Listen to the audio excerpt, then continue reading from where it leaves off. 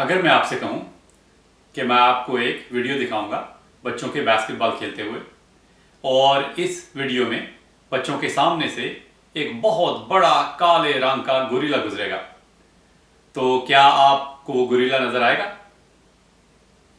अगर आपका जवाब हाँ में है तो मैं आपको दावा देता हूं कि हार्वर्ड यूनिवर्सिटी का इनविजिबल गोरिल्ला एक्सपेरिमेंट उसकी वीडियो देखें। उस वीडियो में चंद बच्चे बास्केटबॉल खेल रहे हैं और साइंसदान इंसानों के एक ग्रुप को कहते हैं कि तुम इस वीडियो को देखो और ये काउंट करो कि बच्चे एक दूसरे को बास्केटबॉल कितनी दफ़ा पास कर रहे हैं। तो ज़्यादातर लोग जो बास्केटबॉल को पास करते हुए काउंट कर रहे थे, उनको वो गोरिल्ला नज़र नहीं आया। ऐसा क्यों होता है? इंसानी दिमाग साइंसदानों के लिए बड़े लंबे अरसे से एक मुहिम्मा है। आज मैं आपको साइंस की एक नई शाख के बारे में बताऊंगा जो इस मुहिम्मे को हल करने में हमारी मदद कर सकती है। इस शाख का नाम है कॉग्निटिव साइंस। कॉग्निटिव साइंस इल्म साइंस की एक नई शाख है जो जहन का मुताला करती है। आप सोच रहे होंगे कि साइकोलॉजी भी तो इंसानी जहन और बर्ताव का मुताला करती है, तो आपकी बात बिल्कुल दुरुस्त है। साइंस का बुनियादी मकसद है सच को तलाश करना और ज़िंदगी और कायनात के मुख्तलिफ मुहिम्मों को सुलझाना। और साइंसदान जब कोई मुहिम्मा सुलझा लेते हैं तो इस बात को यकीनी बनाने के लिए कि वाकई उनकी थ्योरी या उनका नज़रिया इस मुहिम्मे का हल है, तो वो इस नज़रिए को एक साइंसी मॉडल की शक्ल देते हैं। साइकोलॉजिस्ट और कॉग्निटिव साइंटिस्ट दोनों जहन और सोच के साइंसी मॉडल बनाते हैं।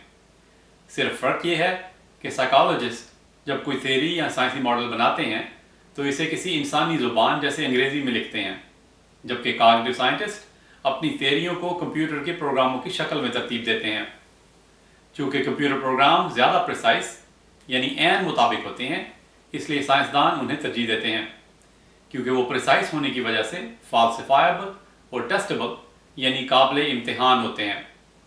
अगर कोई थ्योरी ऐसी ना हो कि उसे टेस्ट करके गलत साबित किया जा सके, तो साइंसदान उसे साइंसी थ्योरी समझते ही नहीं।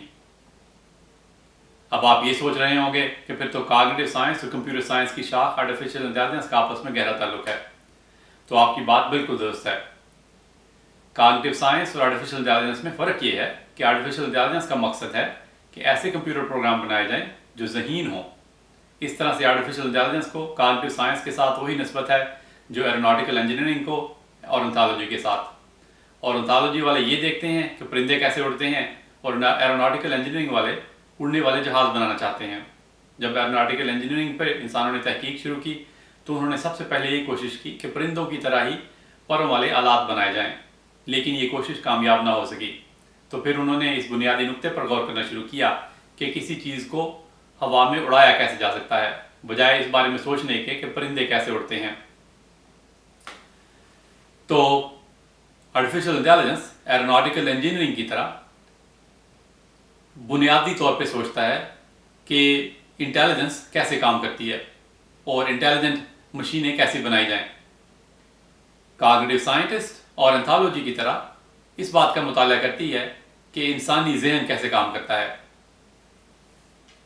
साइकोलॉजी और आर्टिफिशियल इंटेलिजेंस के अलावा कॉग्निटिव साइंस का ताल्लुक लिंग्विस्टिक्स यानी ज़ुबानियात, न्यूरोसाइंस और फिलॉसफी ऑफ माइंड के साथ भी है। कॉग्निटिव साइंस एक इंटरडिसिप्लिनरी साइंस है जो साइकोलॉजी, आर्टिफिशियल इंटेलिजेंस, लिंग्विस्टिक्स और न्यूरोसाइंस के राइज तहकीक के तरीकों को इस्तेमाल करती है। कॉग्निटिव साइंसदान साइकोलॉजिस्ट की तरह इंसानों की सोच का मुताला करते हैं और इसमें ऐसे तर्ज व नहज ढूंढने की कोशिश करते हैं जिनसे पता लग सके कि इंसान ऐसे क्यों सोचते हैं। आर्टिफिशियल इंटेलिजेंस के मुहक्किकीन की तरह ज़हानत के कंप्यूटर के मॉडल भी बनाते हैं, और माहिरीन ज़ुबान की तरह कॉग्निटिव साइंटिस्ट ये समझने की कोशिश करते हैं कि ज़ुबान का ज़हानत के साथ क्या ताल्लुक है। यानी कॉग्निटिव साइंटिस्ट पुराने उलूम की तरह सिर्फ एक तरीक़ेकार पे इन्हिसार नहीं करते, बल्कि वो इंसानी जहन को समझने के लिए हर हरबा इस्तेमाल करने को तैयार होते हैं। कॉग्निटिव साइंस के मुहक्किकीन ने कई ऐसी नई दरियाफ्तें की हैं जिनसे हमें मेमोरी यानी याददाश्त, लर्निंग यानी इंसान नए कॉन्सेप्ट कैसे सीखते हैं, और रीजनिंग यानी सोच को बहुत अच्छी तरह समझने में मदद मिली है। अगरचे साइकोलॉजी में कॉग्निटिव रेवोल्यूशन 1950 की दिहाई में शुरू हो चुका था, और माहिर ज़ुबानियात नोम चॉम्स्की आर्टिफिशियल इंटेलिजेंस के माहिर हर्बर्ट साइमन कॉग्निटिव साइंस के सारे मॉडर्न असूलों के मुताबिक ही रिसर्च कर रहे थे, लेकिन कॉग्निटिव साइंस का बाकायदा आगाज़ 1970 की दहाई में हुआ।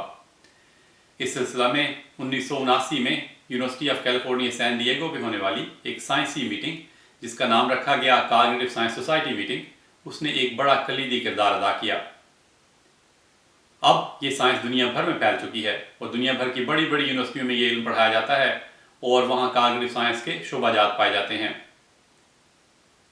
सामीन, लफ्ज़ कॉग्निटिव साइंस का उर्दू में तर्जुमा करना खासा मुश्किल काम है।